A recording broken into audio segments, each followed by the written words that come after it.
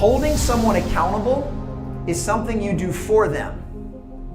It's not something you do to them. It's something you do for them. Holding someone accountable is the best gift that you can give someone. It doesn't matter if it's someone on your team, if it's your spouse, if it's your children. Holding someone accountable is the highest form of love and care that we can demonstrate.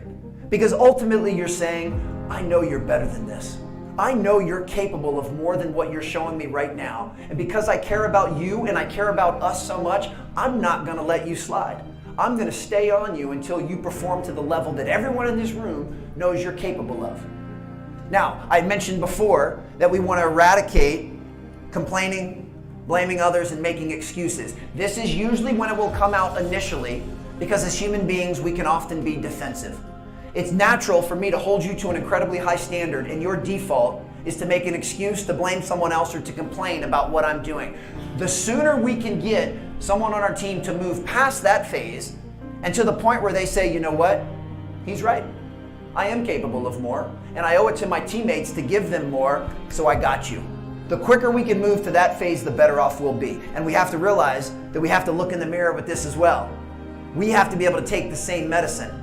That even if you are sitting on the very top of the org chart, you still have to allow yourself, have the vulnerability and humility to allow everyone else to hold you accountable.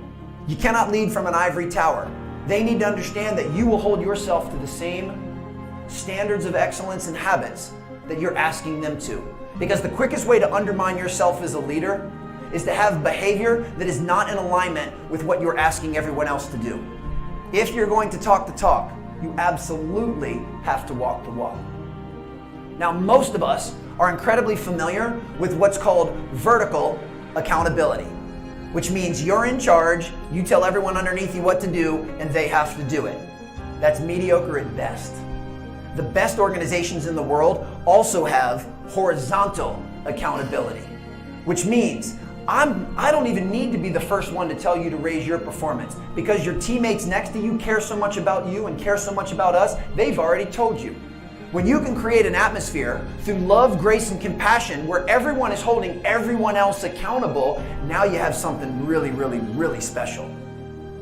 What happens in most organizations, I hold you accountable, you deflect or blame or complain or make excuses, then you go bellyache to these folks and they all jump in and become energy vampires as well. And they say, oh yeah, and now all of a sudden you guys have created this cancer inside of our organization that we simply can't have.